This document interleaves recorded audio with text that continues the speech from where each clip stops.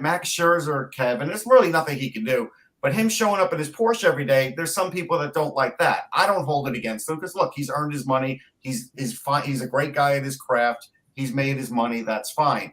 But there are people that look at that and say, oh, my God, look at this guy. He's pulling up in his Porsche, and, now he's going to try and make even more money, It's better. It's best during negotiations of this kind that everybody keeps their mouth shut. Just because it's hard for the guys that are plunking, or the people who are plunking, $40 per ticket to go to the game to really relate to people. Now saying all that, one of the issues here, and with the baseball, is the minimum wage, and that is important for this reason. The minimum wage is oftentimes goes to guys that some of whom, get one season or part of a season, and that's important to them because this might be the only kick of the can they get. They last 80 games, and it makes a difference whether they're earning $400,000 or $500,000, and you're going to say that's a lot of money, but the career expectancy and the fact we've talked about this before, baseball, you don't even arrive most of the time in the major leagues till you're like 25. You've been in the minors 7 or 8 years earning, you're working for about $1 an hour for 7 or 8 years of your life. Well, but they're making $4.12 million, and that's more than hockey. Well, I mean, that's Bueller, but the no. That's the major league average. It's $4.12 million. Yeah, but I mean, I'm just bringing up that one issue, which is the and I agree with you. The high salary skew it, but it is still like third. This is what the owners in Major League Baseball might do. And I was talking when Russ and I did a baseball podcast a couple nights ago. I mentioned the fact that what really broke it for the NFL was the owners offered to pony up the league minimum salary, and really the big salary guys in football lost their leverage, and the vote wasn't unanimous. It was like 60-40, but it passed because the NFL said, okay, we'll give these guys like $800,000 instead of $500,000 to start out. And most of the guys were like, okay, we're rank and file guys. We don't really care. Aaron Rodgers is going to make his $40 million. Right. I need to make more on my rookie salary. I will bet you anything that what the owners do to, and I'm not saying break the union, but break the back of the union, is to do something like that. Maybe offer arbitration a year earlier, maybe up the minor the first salary, but that will do it. Because it is important to note that the medium salary is more important because it's half the people are above it, half are below it. Right. The guys that are up making, the pitchers that are making 20+ million, it does drive up the average salary. And, baseball is no different than what we have in hockey. You look at an NHL roster, it's 4 guys always making 4 or 5, making the majority of your salary cap space. Mm-hmm. And there's always 7 or 8 or 9 guys, depending on, how many stars they have, that are making down below. They're making $750, $800. That's not chicken feed. No. But a lot of those guys get one kick at the can, and, that spot is split between 2 or 3 guys who go up and down. Right. And then, they only last 2 or 3 years. So now that's some of those guys in the NHL, and then we'll start the show. Some of those guys are players that used to make big money that either got bought out of their contracts. Sometimes, yeah. Like Corey Perry with, Dallas, Montreal, now Tampa. Jason Spezza has been taking league minimums. Now this is the 3rd year in a row. He's never going to play for anybody other than the Leafs, but he made $7-8 million with Dallas and with Ottawa, so he doesn't really need the money anymore. He just yeah. And I do sometimes, even though I, selfishly, I'd rather see the top players, that, take those jobs because we know them and, they add to their legacy and so forth. However, they're taking a spot that would go to a younger player or a player that, maybe got one kick at the can.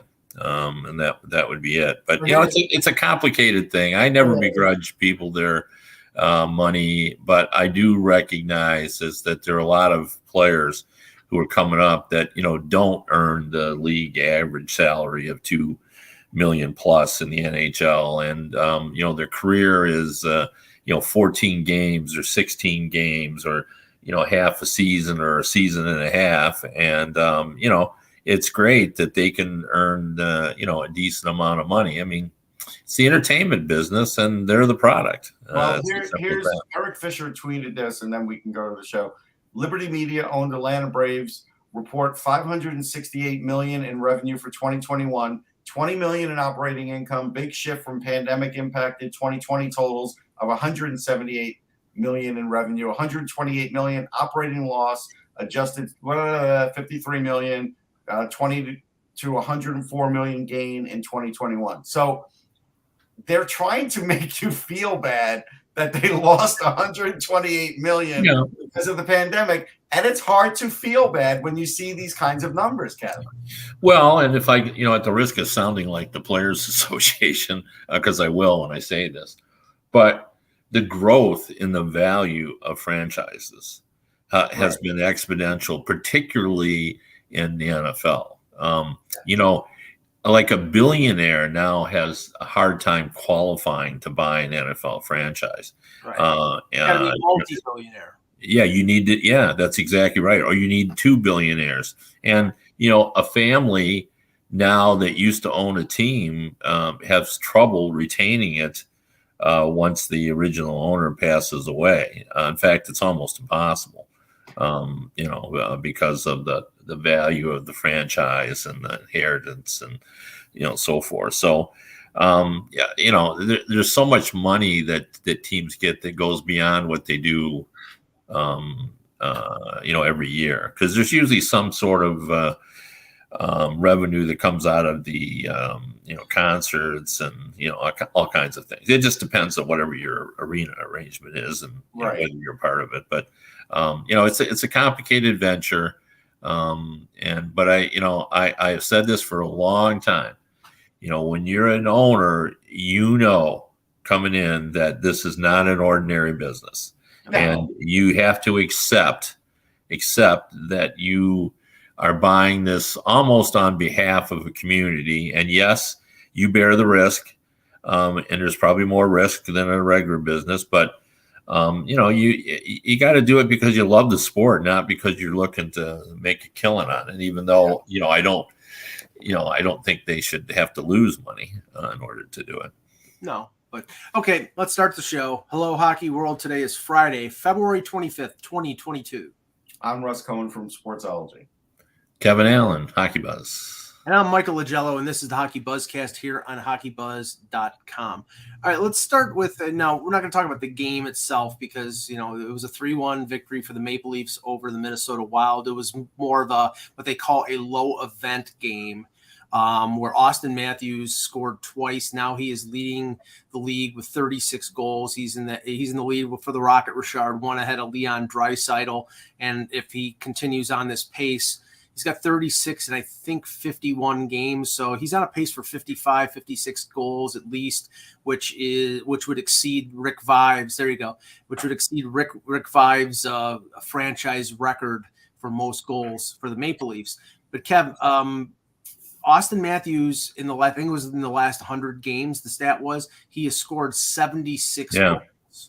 Yeah, I mean, that stat really hit me. I read it. I think Chris Johnston had it in his he tweeted it out, and it just really started me thinking about Patrick Kane obviously had been known as probably pushing toward becoming the greatest American player of all time, and it's too early to put Austin Matthews in that discussion. I think you got to have longevity before you can even be nominated for that discussion, if we can call it that. I think you got to put your time in first, because we just don't know what'll happen as we move forward. And out of respect to the people who have had long careers, I wouldn't put that. But I don't think there's any question that he is the best American player playing right now in terms of impact. The only argument you can make is I think Fox, who is, of course, the reigning Norris Trophy winner, and his impact is also at that level.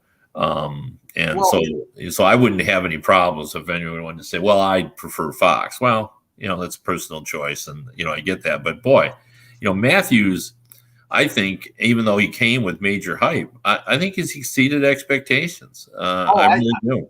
I think, well, first of all, currently, his low goal total was 34 goals in 62 games in his second year. And that was the year that he got hurt.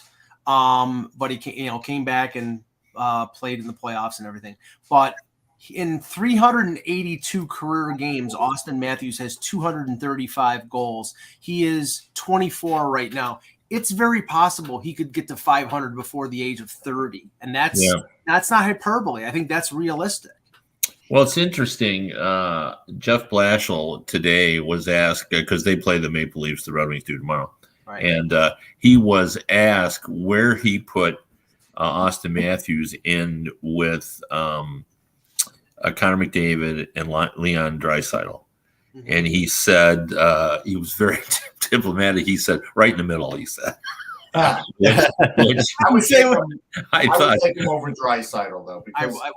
He's more impactful on the goal scoring. Oh, yeah, definitely. No question. I did find something that I didn't realize was one of my more popular tweets. In 2016, March 24th, 2016, I put, as expected, projected number 1 pick Austin Matthews will play in the World Championships, barring injury. This was always a slam dunk. So like Kevin said, if you were following him, the hype was really good. It's very, very few guys back then were playing in World Championships before they were drafted.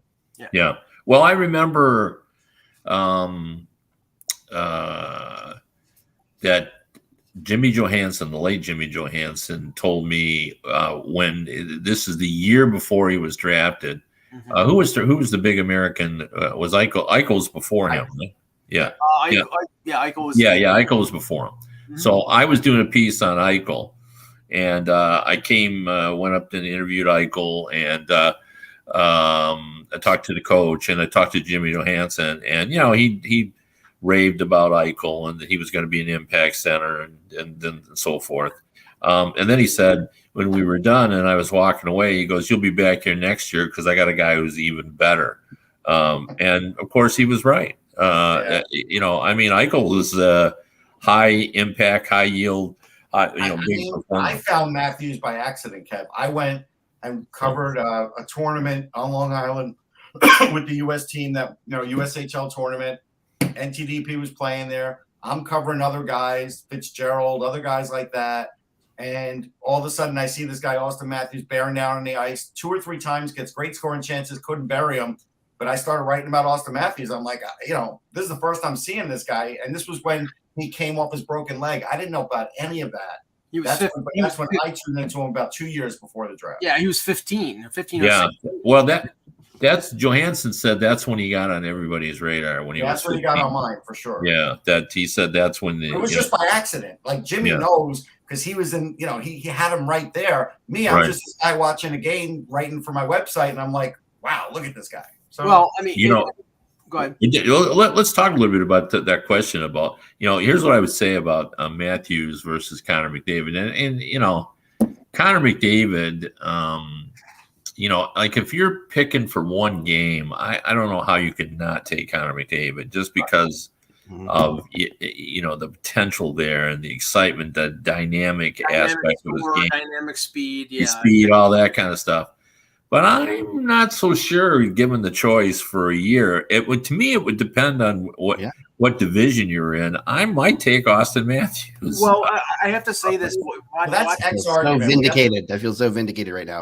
That has been X. I'm just listening and enjoying this so much. Continue. Well, I have to say, watching 98% of the games that Matthews has played since his rookie year, and even going back to seeing him at as a rookie training camp after he was drafted. He is remarkably a much better player. I mean, every player, as they get older, they get stronger. But he's followed sort of the Sidney Crosby method in terms of he's worked on one thing every offseason, to improve himself. At first, it was his shot. His shot was great, but his shot got even better. Then it was his stick handling. Then it was face-offs. If you look at the goal that he scored last night, the game winner against Minnesota, he steals the puck off the defenseman, feeds it to Marner. Marner makes an incredible pass, and he's got the wide open net. I mean, he has become exponentially better defensively as well as offensively. And again, he's only 24. I'd still take McDavid over Matthews, but I would take Matthews over Draisaitl easily. I will say this about it. I've said it before that I would take Matthews over McDavid, but I honestly think that there's no question that McDavid is the most skilled player in the NHL. Yeah, there is no question that doesn't even and when I say this, people bust on me so much. They're like, oh, you don't know skilled hockey players. I'm like, no, I know McDavid is the most skilled player in the NHL. I know I know McDavid can do things at speeds that no one has ever been able to do things at. And that's the reality. Then that's including everybody. Okay. So that's like, he's faster. He's able to stick handle and able to make decisions faster than anybody has ever been able to make those decisions. But if I'm picking for my team, I'm going Matthews every well, day. here, I call this the fine line. I've been saying that for 5 years. I call this the fine wine argument. What player will age better? And what I'm concerned with McDavid is, okay, McDavid's game is based a lot on his incredible speed. If he loses a step, is he still going to be dominant? Right. I think Matthews, if he loses a step, he's still an extremely strong player who could work against the wall. He's good in front of the net. I think he could survive losing a step. I'm not sure if McDavid is a player that once he loses a step, he's going to be as dominant as he is. I still think so, because I think right now we all are sort of like guessing that the reason McDavid is so successful is because of his speed, but he also thinks the game really quick. Oh, yeah. No, isn't that what Eck just said? Yeah. No, but I'm just saying, like, Mike is emphasizing the speed. If you lose a step, no, but Eck just said, but what makes him special is that he can make decisions at such high speed like no one was ever did. We're in an NHL where it's not about speed; it's about making decisions at speed. Yeah, Gretzky wasn't the fastest guy, so I mean, but the NHL now is all about that, and that's why the Vegas Knights were so good. That's why Montreal was so good last year in the playoffs. Making decisions at high speeds wins you game. It just went. Sure. But the reality is, McDavid has shown us an ability to kind of get sucked in to his team playing poorly, and his game does suffer. Like when he's not. The difference between Matthews, I think, and McDavid, that's one of them. I don't think Matthews, when Toronto's not doing well, Matthews is still putting up points. He's still doing his thing. And I mean, the one thing I've said about Matthews that I will stand by, because I always try to find one thing about every player, like this. Mm-hmm. The thing I will stand about Matthews, that he does better than anybody I've ever seen. And Mike, you've heard this 1,000 times, and so have you, Russ. But I will tell people who are listening, I don't think I've ever said it to Kevin before. Matthews receives a pass better than any player I've ever seen in the NHL. And the reality is that is a big thing. Like you can throw a puck within 5 feet of him, and he will have that. He will get that puck and put it on net. He will get that puck and transition it up the ice. He will find a way. You can throw a puck 5 feet in the air, 5 feet away from him, and he will get that puck. He has his ability to corral passes to him makes him such a dangerous player, because once Marner and those guys figured that out, they don't have to spend time being exact. They just have to throw the puck towards him, and that's what they do. And there's a lot of passes towards McDavid, towards Matthews, that aren't great passes. But we've never seen a slump in McDavid. I get you're saying maybe a game or two he's a little off. He's always been more than a point a game. Even his rookie year, I just looked up, he's 48 Yeah, points. No, I'm not going to say he's been slumping. I'm saying McDavid slump. He's never slumped. It depends what you call slumping. Like for McDavid, it's like, McDavid is actually, when he is playing his game, he's a 2-point-up game player. Like he is that good. So McDavid slumping is like a point a game, it was maybe 0.75 points a game for a week. It was notable last year when there was the exclusively the North Division and the Canadian teams were playing against each other, and they were playing series rather than just single games. Yeah. And Toronto visited Edmonton, and they held McDavid and Draisaitl, I think, without a point in all 3 games. That stood out because more than likely, I don't think McDavid has been held scoreless for 3 or 4 games throughout his career. So, I'm not one to brag, but let me do something for a second. No, I was looking back at something today when Kevin said he wanted to talk about McDavid because I love talking about McDavid. About Matthews. I'm sorry. And I went back to my 10 wacky predictions, which were made on October 11th, 2021. All right. So these are not the greatest. Of course, some of them are as is the case with my wacky predictions, are either scaringly on or ridiculously wrong. Okay, so there we go. So ready, we're going to go through it, and you're going to tell me which of they are. Number 1, the Western Conference champions will be the Vancouver Canucks. There you go. What'd I say? Ridiculously wrong. Number 2, the Eastern Conference champions will be the New York Rangers. It could happen. That could still happen. We could see the Rangers in the Stanley Cup Finals. Here, Ilya Sorokin will win the Vezina. Okay, moving on. Andrew Mangiapane will be the year's surprise scorer. Okay, all right, we'll score 75 points. He's not getting 75 points. Okay, maybe not. We'll see. The Vegas Knights will struggle. The Vegas Knights will struggle and not win the Pacific Division. Oh my God! I think that's the case. I think that'll happen. Connor McDavid will hit 150 points. Maybe not. No, he's not doing that. A little bit bold. The Capitals will miss the playoffs. Maybe not. Yeah, you're wrong. But then I put Austin Matthews will net 65 goals. Not going to happen again. Yeah, where's the accuracy here?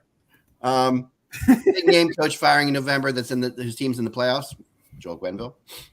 The NHL won't go to the Olympics at the last second. All right, we saw that, right? All right, so there's my 10 predictions. The last second. I will say the last second for the NHL not to go to the playoffs. I just looked it up. Right now, Connor McDavid is 4th all time for points per game as an NHL player. He's trailing Mike Bossy at the moment. Right. That's pretty good. That's pretty good. So he really doesn't slump much. And the funny thing, no, he doesn't. He doesn't. Like I said, a slump for him is 0.85 points per game. Yeah. This is a slump for McDavid. Well, it's really kind of interesting too that Connor McDavid's at 1.46 points per game, and Matthews is at 1.33. Matthews is +8. McDavid's +10. Matthews has 36 goals and only 28 assists, but McDavid has only 28 goals. Even he's played more games, and he has 45 assists. They're right there. They're hand in hand. It's like anything else. When you argue this kind of thing, you should. No one should see that.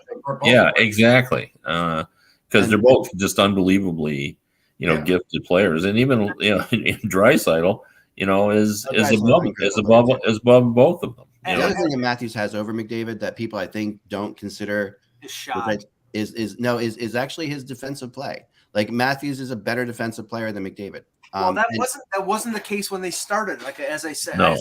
And I give Babcock. I think you're right now. I think he is now. Yes. I give Babcock credit for molding Matthews' defensive game. I honestly do. I don't give Babcock the credit. I think I give Matthews the credit. I mean, they stressed it back, but he has worked on that over the last couple of years. And Mike Babcock has not been there the last couple of years. Maybe you give Sheldon Keefe credit, but I give Matthews credit. He realizes that to maximize his effect on the game, he has got to be a demon at both ends, and he has become that. Now I just One second, Mike. I'm sorry. I just got to break this up. Paul Simon, who's in the chat, says this Eck has too many hills he's willing to die on. My wife has an expression with me. I haven't seen a hill I'm not willing to die on. My wife's expression with me is, "You've never seen a hill that you're not willing to die on." Yes. I'm like, yeah, okay, I'll go with that. Matthews has missed 3 games this year. He has 36 goals in 48 games. If you calculate that out to 82, it's 61 and a half goals. So right now he's on pace for 60, not 65. He could get 65. You guys mocked me and laughed. He's not getting 60. He's not getting 65. He's on pace for 61. But that's not 65. All right. I don't think he'll hit the 6th digit. I don't. Excuse me. Somebody on this panel said the New York Islanders are going to make the playoffs. No. It's not over yet, Mike. Although last night, I will say this about the Islanders. Last night was not a good one for them. Really? As far as now they are now officially 4 points behind, controlling their own fate. This is what bothers me, about them. I mean, of all the teams out of the playoffs in this division, in this conference, they are the only team that did control their own fate going into the week. But now they don't anymore. That does. I would like to give a stat. if you're good with the Islanders now. So here's a stat, and this is where my argument comes for Igor Shesterkin for not only winning the Vezina, but winning the Hart. So fewest games to 25 wins in a single season. Shesterkin has done it in 33. Giacomin, this is for Rangers. Giacomin 38, Lundqvist 39. Then Jim Henry 40, Richter 40, Richter 40, Lundqvist 40, Lundqvist 40. So he's done it in 33 games. If you take Shesterkin out of that lineup, there is no chance for them to get to the Eastern Conference Finals. There is no way. Right. No, I do completely now agree. Talk about the Hart, because I covered the NHL awards the year, Kev, that Jose Theodore did win the Hart and the Vezina. Yeah. Well, this is what I would say about it. A month ago, when this first started trickling out, it was a fun debate, but now it's become mainstream. Like Pierre LeBrun has said it. I've heard coaches talking about it. Like now there is now it's sort of like there's a kind of a rumbling now, and it's right. He has played so well, and where would they be without him? They wouldn't be where they are. No. I mean, they're a good team, but he is front and center for what they did. They took Ovechkin to break the shutout yesterday. Yeah, well, and I've really become fascinated by advanced stats for goaltending, and I really love the goals prevented over average. I'm not quite exactly sure how they figured out. I know it's based on where you are when you shoot, because I see now on broadcast, and I'm always intrigued by it. Your shooting percentage or your save percentage when the shot comes from the slot, and so forth. But, Shesterkin has been the leader in that, like from the beginning, and he's 2 or 3 ahead of the other great goalies this year that have played well. Markstrom and Saros. So he's just had an incredible season. I have to admit that one of the things I lack in is the understanding of advanced stats with goaltending. I'm not really the greatest with it, and I haven't gone into the depth. But the one stat I would like to see, and maybe they keep this, you guys can tell me if they keep this stat or not, is a save percentage when your team is down by a goal. Oh yeah, it's everywhere. Okay. Yeah.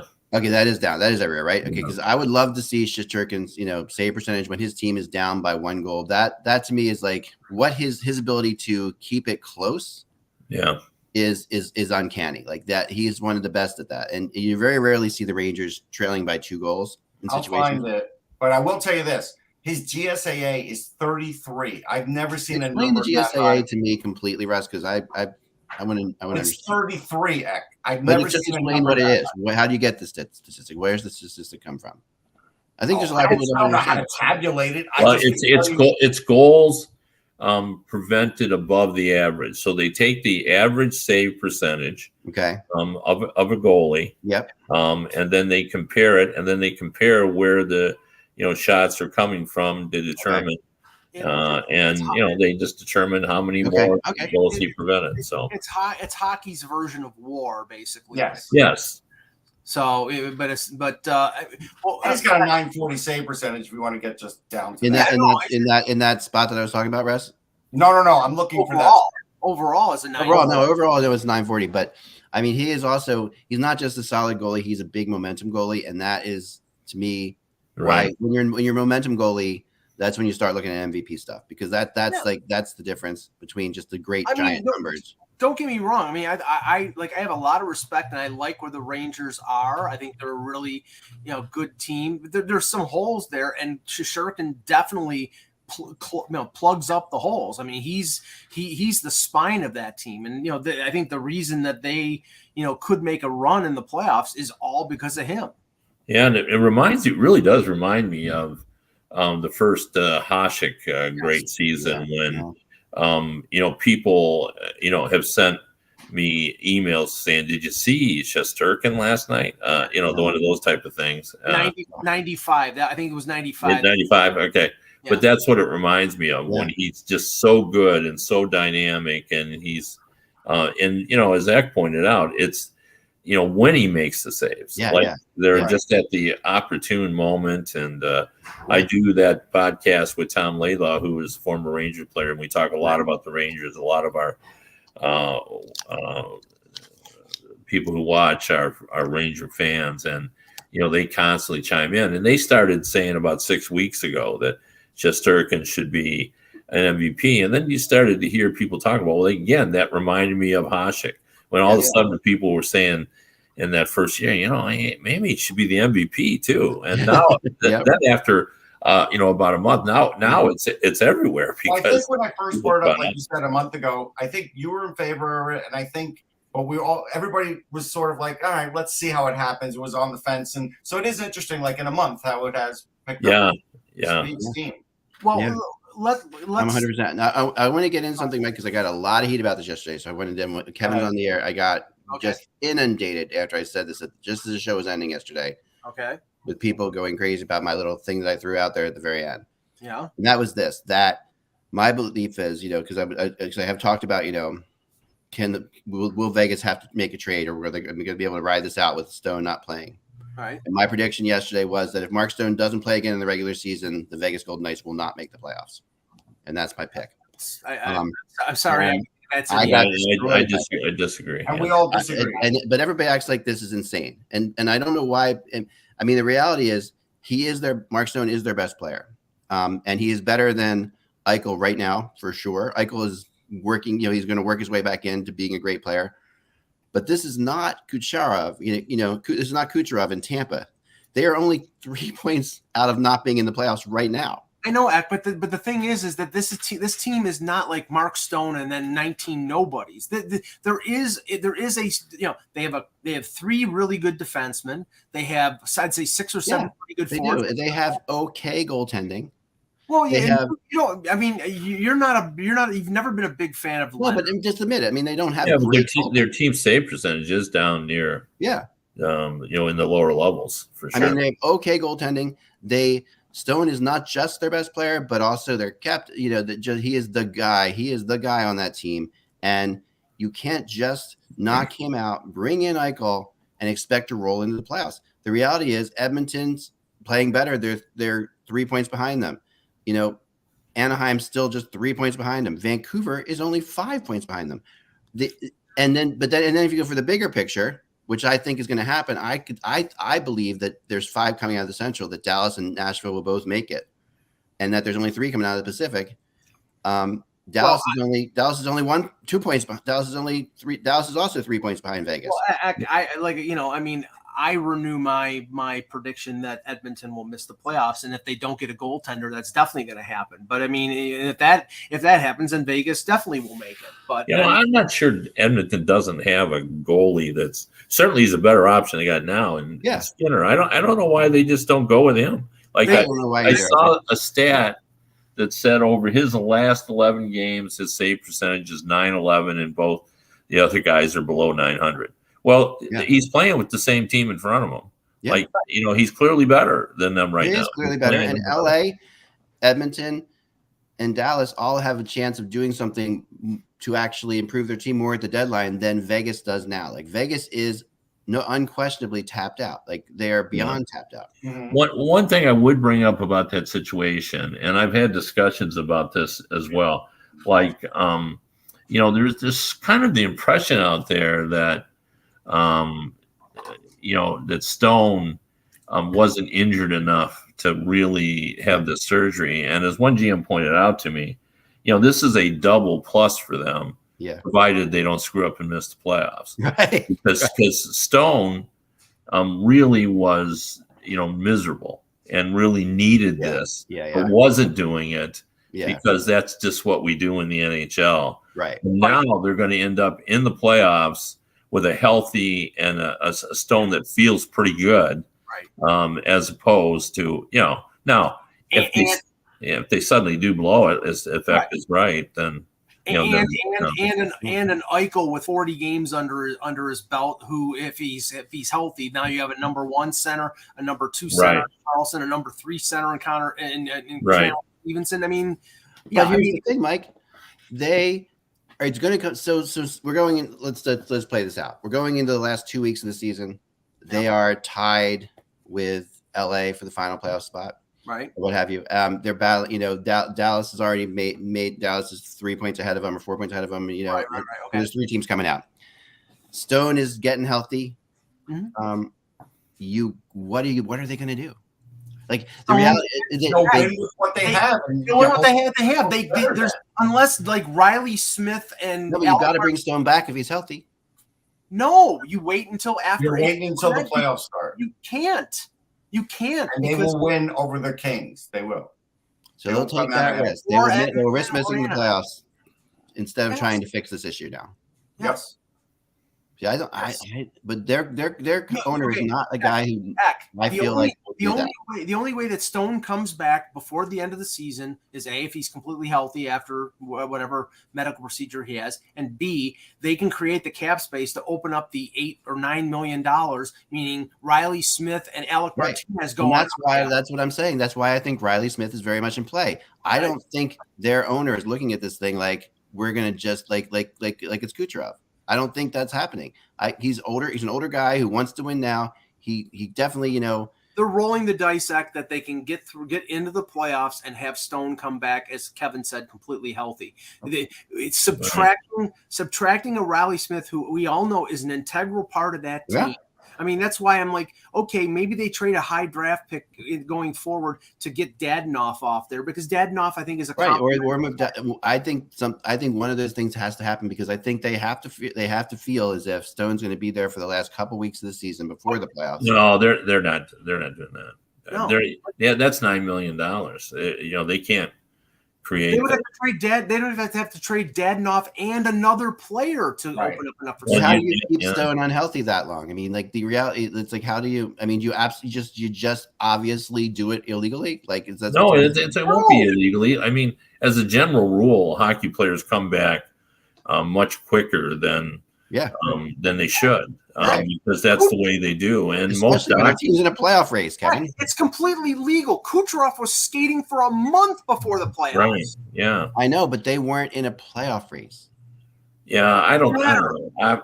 I think one of the issues, Zach, that you always arrive with is that if you say, I mean, you said it when you started the show, you pick a lot of hills to die on. And so it's hard to know which is the ones that you really would die. How is this crazy? I'm going to say this in the. Well, it's not crazy. I mean, it's certainly possible. It's not a crazy statement. But they're a good team. Like I like their team even minus Stone.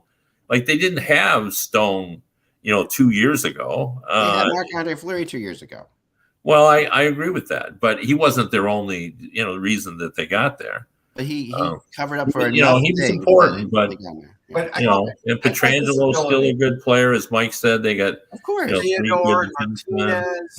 has this ability of picking the longest of long shots and making everybody else seem like they're crazy for not agreeing with them. Well, this is not a long shot, right?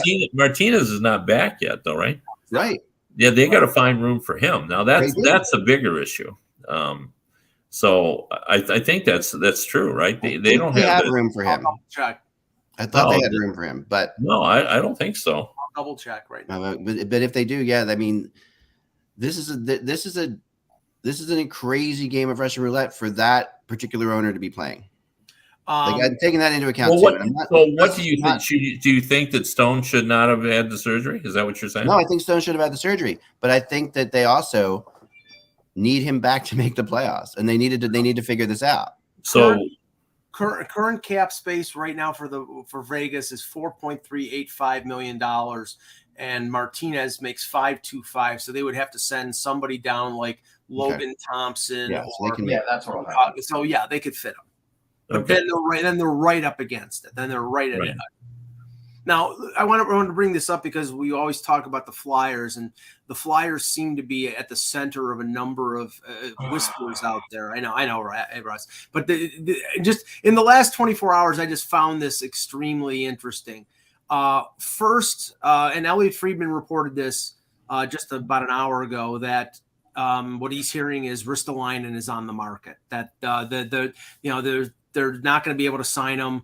And he wants to go someplace where he can be in the playoffs, obviously, because he'll be a free agent. He believes his game is conducive to playoff. And I actually think that's right. He's a tough, big. His new role, the way he is now, he could be a playoff guy. Yes, a playoff guy, and obviously with their current situation, I've always connected Ristolainen, even though the analytics people hate his guts. I've always connected Ristolainen with Toronto, and that might be a possibility. The rumor that's now, okay, I don't know about this one, Kev. You tell me if you've heard this or you think this is possible, that the Flyers have expressed some interest in Jeff Petrie. Yeah.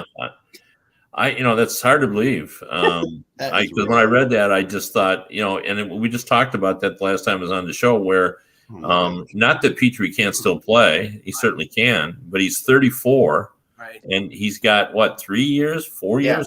3 years.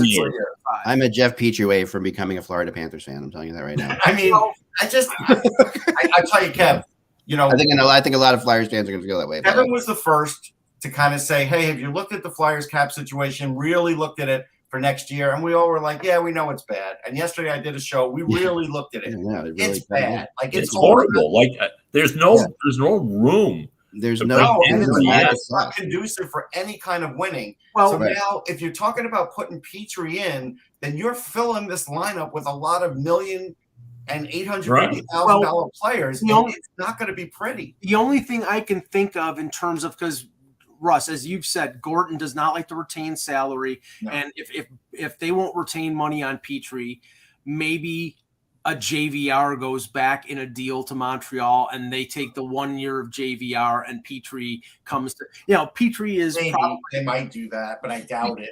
Petrie is probably the Matt Niskanen replacement to play with Provorov. I think that's what you're thinking, but it's still flawed thinking. Like I agree. It's again looking.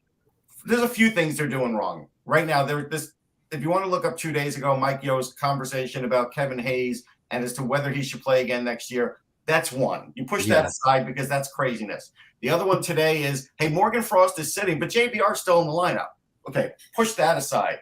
Now we're talking about a team that is extremely cap strapped for next year, hasn't done anything about knocking off any of that cap yet, and they're going to take on another guy and another salary. Like, how does that sound to anybody out there? No, it sounds a lot like Fletcher's last year in Minnesota. I hate to say it. It sounds a lot like where the Wild were when Fletcher left. Yeah. The reality is, you go back. I would love to bring up that team's salary cap situation, but I remember it very well. I don't remember the exact specifics, but I remember how it was like as doomed. They were going to get rid of Dumba because of this. Right, it was as doomed as you could get, and they were in a spot where it's like they can. There's no way they're going to make this work. Okay, now the other one that as soon as somebody posted this in our group chat, I started to laugh hysterically. Travis Konechny, who I like as a player, don't get me wrong, I like him. He's got 3 years left at $5.5 million, and Darren Drager apparently reported, Travis Konechny from the Flyers, that's the type of player Toronto is looking for. Okay, in 2015, when Travis Konechny was drafted in the first round, the Leafs traded the pick. I know that they got Travis Konechny when Konechny was up. Yeah. And the reason was, and Kyle Dubas was in the mix in terms of making the decisions back then, is that Konechny, like Mitch Marner, like William Nylander, like Jeremy Brocker, who they drafted after him, is a smallish forward. Even though he's a professional pain in the ass and he's really good at that, that is not what if the Leafs are looking for a forward, that is not what they're looking for. They're looking more for what like JT Miller is, which is a bull in a china shop. So that rumor is completely Konechny is a bull in the china shop, Mike. That is what Konechny is, Right? No, but he's not enough anymore. Not enough. And this it's not enough. And this is the thing that sways it. The one thing that the Leafs are not doing at the deadline is adding somebody who's making $5.5 million for the next 3 years. If they're going to devote that kind of financial resource, it's going to be towards a defenseman. JT Miller's got a year left. No, and even Mike and I were talking about it. So let's say you were going to put Konechny on the second line. Mike is like, well, all right, I guess you got to move Nylander now to the left wing. You got to put Konechny on the right wing. And then you're going to hope that he goes back to his goal scoring of 2 years ago, which has been declining every year. Right. So it's like, but Konechny, the one thing the Leafs do need, I think, when I watch him, is the guy who will go get the puck. Konechny is that guy. They not every shift, not every shift, but give him, but shift his confidence just a little bit by that trade. Put him in Toronto where he grew up. That's a big risk.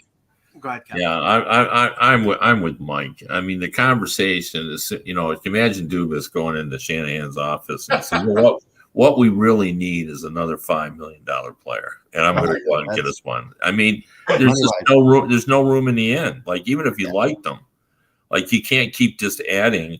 Because the more of those guys you add, the more $1 million and $800,000 players you have to have, and you can't just have 6 guys making money and then 13. Another $5 million forward. I mean, with Muzzin out, I mean, if you're going to go out and get like John Klingberg on the blue line or Ristolainen, that makes sense. And those are rentals. Now, what I said yesterday when I wrote about it, the Leafs with the tragic news about Amarov, and Kyle Dubas is apparently made it clear he's not trading Nick Robertson, who they just called up. He's not trading Topi Niemelä, other defensive prospect. He's not trading Nick Abruzzese. He's not trading. He's not trading any of their top prospects. So you're talking about first round picks and second level prospects, and they might get some decent players, and that's the price of poker.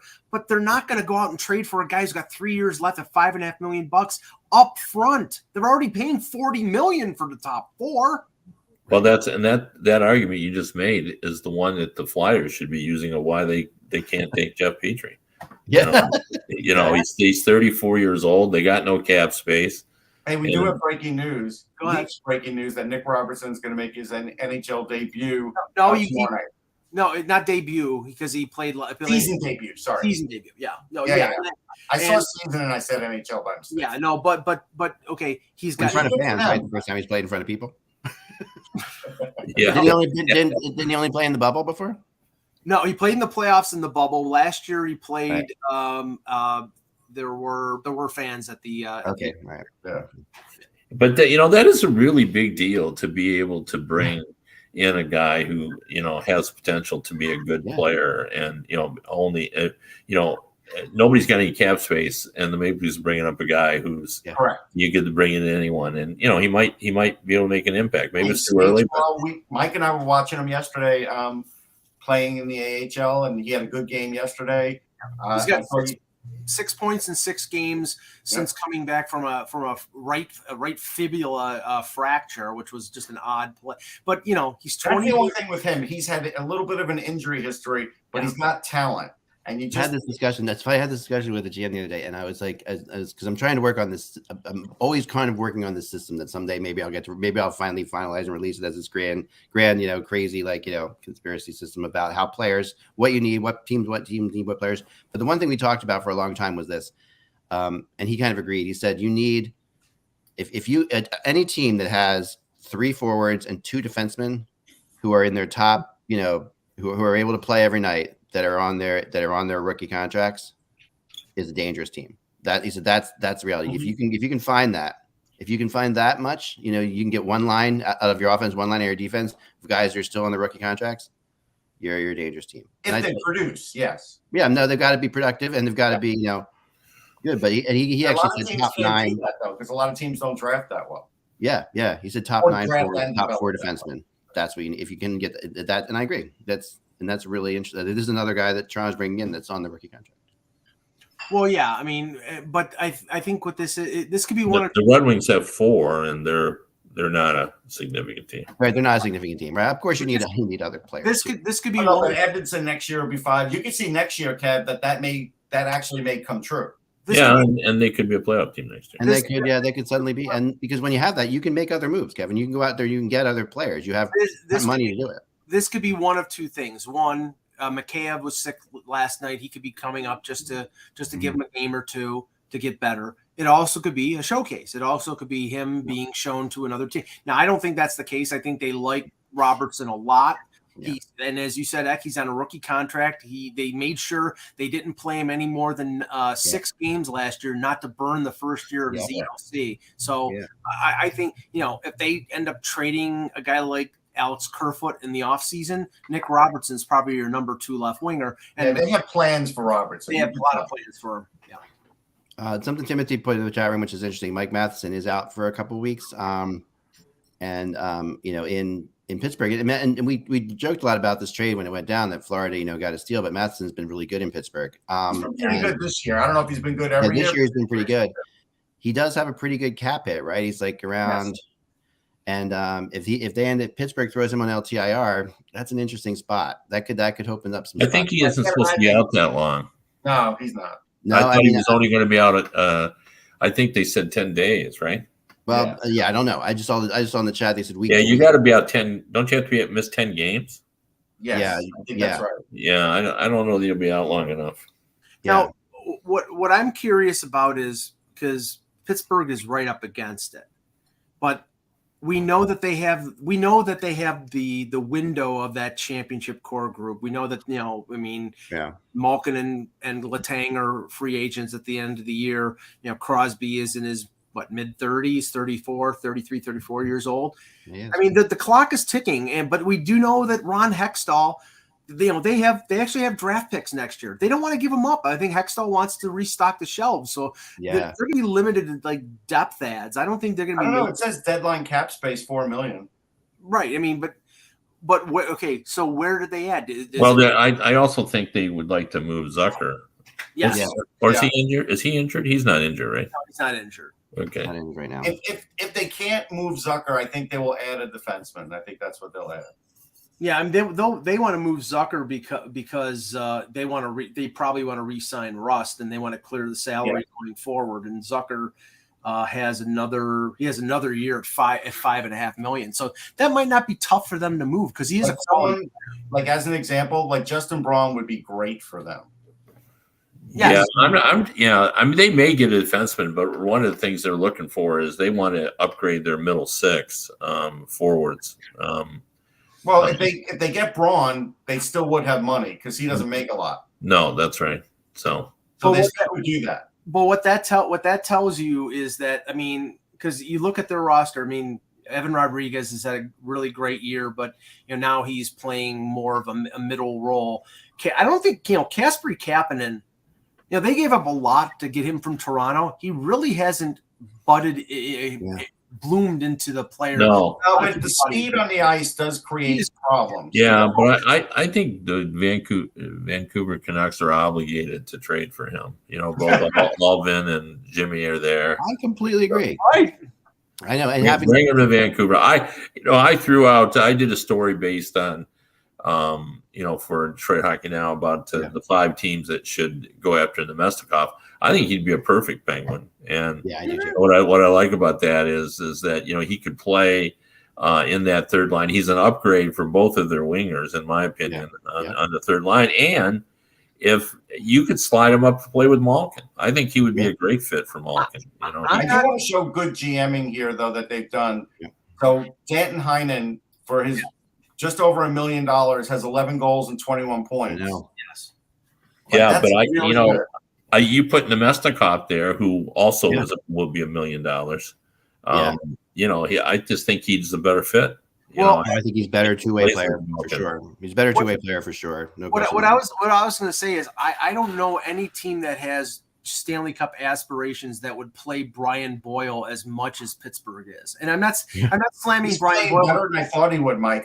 I'm with you normally, and I thought Boyle was at the end of the rope. He's had a good year. He's doing that thing that older player that very few older players can do and pull off, which is know what he can and he knows what he can and he knows what he can't do. He's very good at knowing what he can't do, and he doesn't put himself in that spot. So he's not hurting you. His hockey IQ is way higher than I thought it was. But my point is that I think that Ron Hextall is going to be shopping in the bargain basement bin. He's going to be looking for $750,000. Guys like Tyler Ennis. Guys he doesn't have to do that. No, he's got $4 million.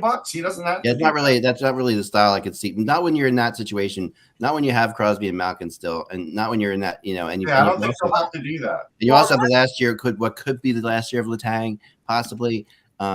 With free agency. Do we really think it's the last year of Letang? I don't. I also think that Malkin's coming. I mean, Malkin has pretty much raised his hand and says, "I'm coming." Malkin, I agree, Kevin, but Letang is having such a good year. He's going to be worth so much. But he doesn't really want to go anywhere either. I don't think he wants to go anywhere either. But I love our readers because I love our chat room in here.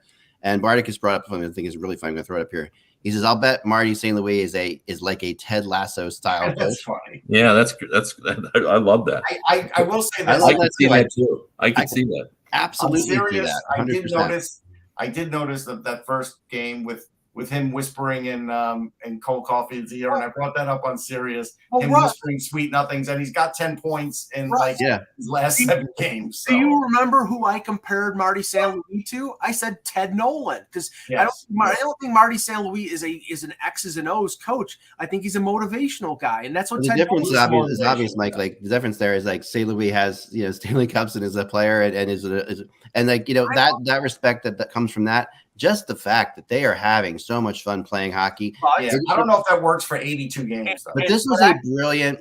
This was a brilliant Gordon move. Like even if he doesn't, even if he's not back next year. But of course, this will infuriate you. But a sizable portion of the Montreal fan base, I will bet right now, is pissed off that they've gone on this winning streak because now they don't have the best odds to get Shane Wright.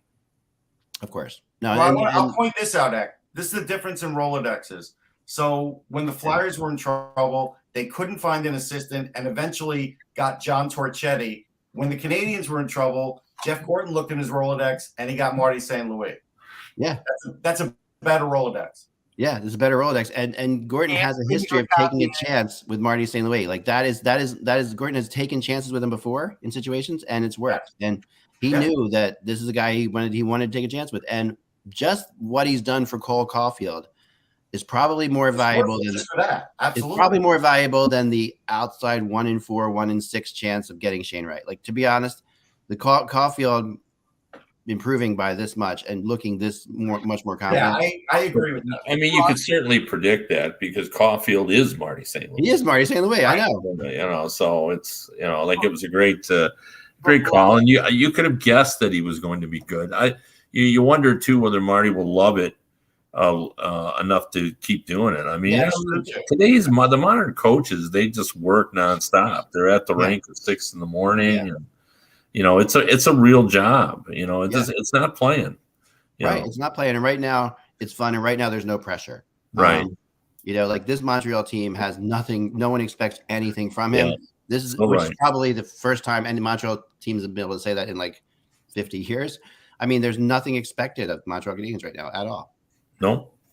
I just want to bring this up because I just saw this on Reddit that in breaking the all-time games played record for defensemen last night, Zdeno Chara got into a fight with Jeff Vial. I don't know if he's any relation to Dennis Vial, the former Ottawa Senator enforcer, but I just he's 44 years old and he beat the crap out of this guy. Guy is probably half of his age. It's Leaf fans hate Zdeno Chara. Montreal fans hate Zdeno Chara. They hate him because he was great. No, he's so old. I saw him play his first preseason game ever as an Islander in the Spectrum against the Flyers. That's pretty good. I think he would be a nice addition for anybody who needs a sixth defenseman. Yes, because he's still big. Yeah, he's still intimidating, and he's still smart. Right. He can't skate like you did, but but it's a question of where he's willing to go, Kev. I mean, I would float the Toronto rumor, but the thing is, I don't know whether he would play north of the border. You get the impression that Chara's like picky about where he can go as long as he's willing to win. I think if he thinks the team can win, he's going to go there. I don't think it matters. No, I think he wants to stay. I think he wants to stay in the Northeast. That's what I think too.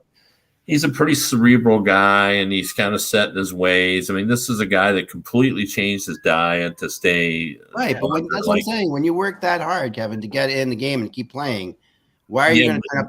You're going to turn down the Florida Panthers, for example? Well, no, but why? Maybe that's on his list of teams going. But I think Mike's right that he's a guy that is. He's got ideas of where he wants to go and what he wants to play. And I would say Florida, Tampa, Washington, maybe Carolina, Boston. The Rangers don't really need him, but I'll put I don't think the Rangers need him. Maybe. I don't, Heck. I mean, I agree, but I'm just saying, where does he not want to go, Mike? Where are we talking about? But Heck, In the West, he wouldn't want to go to the West. Right, he was not. The West, you wouldn't stay in the East. Okay. It's Pittsburgh and maybe Toronto. So I'd say like 7 or 8 teams. So, but he's not going to go to St. Louis or Colorado or LA or Edmonton. No, I think his family. I don't know where his family is living, if they're in Long Island or if they're still in Boston. But I seriously doubt he's going to want to go west of the Mississippi. Yeah, I think Mike's right. I mean, I don't know positively, but that's just a read based on how he's been his career, where he everything is. He just has ideas about what he wants to do. I do want to answer Mark Elliott in the chat room because, like he says, Chara might be too slow. We all know he's slow, but I've been amazed what Mark Stahl's been able to do in Detroit, and he could do that role. He can. And Mark Stahl's going to probably get traded, right, Ken? Yeah, there's actually been some talk. I mean, the only way I could see it, they'll go to Mark Stahl and say, Yzerman will. Do you want to just stay, or what do you want to do? Right. Because I'm not kidding you, they love Mark Stahl. He is really he's had a great played hard. He's played hard. I think Blashill said the other day that you can count on Stahl's effort every game. And he's really revived his career there in that role. Yeah. And again, he could have really been something. I mean, he had that eye injury, and before the eye injury, he was just starting to find his offensive game with the Rangers. Like, he's had a really good career. He really has. Yeah, no, and they're real pleased with him. I wouldn't rule out him re-signing there. The only issue is they've got to decide like who's going to be ready among their young players, because they got to you got to open up space for those guys to play. Well, I thought a couple of years ago he was pretty much close to done, and he's really revived it. Like if you want to have it, you're going to have to have a couple veterans. You're going to have some veterans on your defense, Kev. And if you're going to have some veterans on your defense, but that the rumor is Yzerman, and it really is a rumor because you never know with Yzerman, but that he is going to go out and get one proven middle class defenseman. By middle class, I mean in the 25 to 27 age grouping. So somebody who can grow with the current young group. But also can help them. When they see things they haven't seen before, that he'll.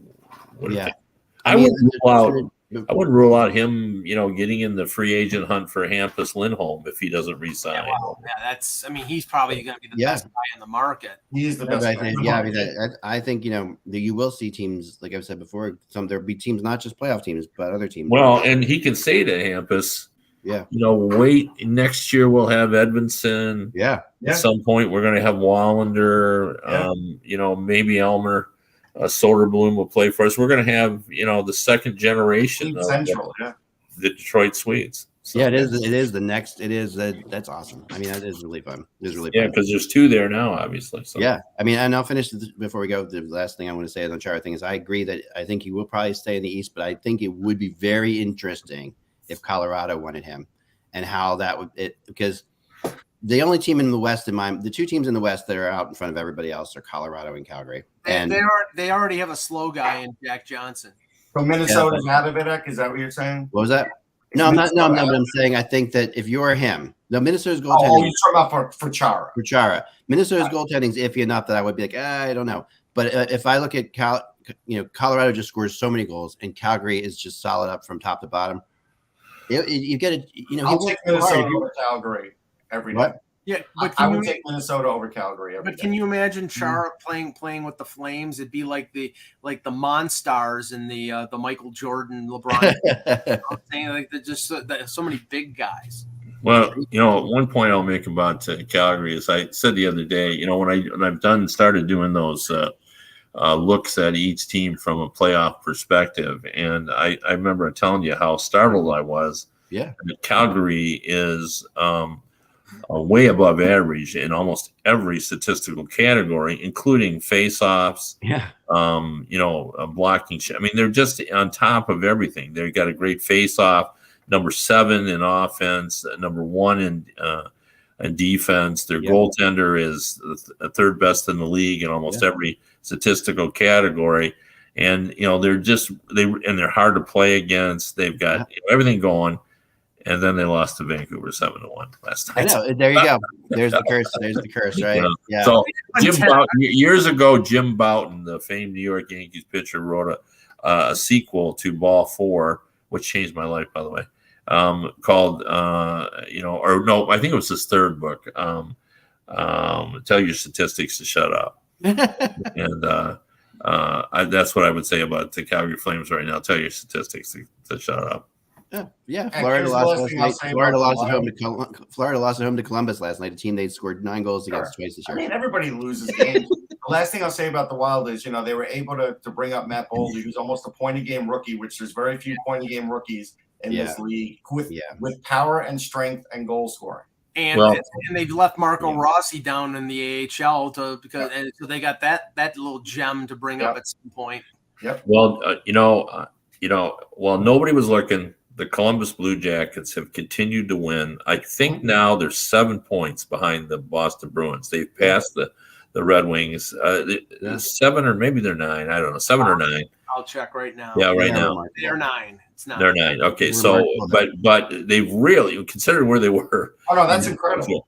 And Patrick Laine has 12 goals and 6 assists in his last 9 games. Not 9 goals in 12 games. 12 goals in 9 games with 6 assists. 18 points in 9 games. And 2 points a game. The Islanders are 18 points behind. I know they picked up a point last night. That's pretty good. All right. There you have it. That is the definition of optimism. They're 18 points behind. Yeah, they got a point last night. I was wrong when I said they're 4 points. 800 games. When I was wrong when I said they're 4 points away from controlling their fate. Kill the show when you're ahead. You're almost only 3 points away from controlling their fate. Remember, folks, without the buzz, it's just hockey. Have a wonderful weekend. Enjoy the games, and we'll see how close the Islanders are on Monday. We'll talk then.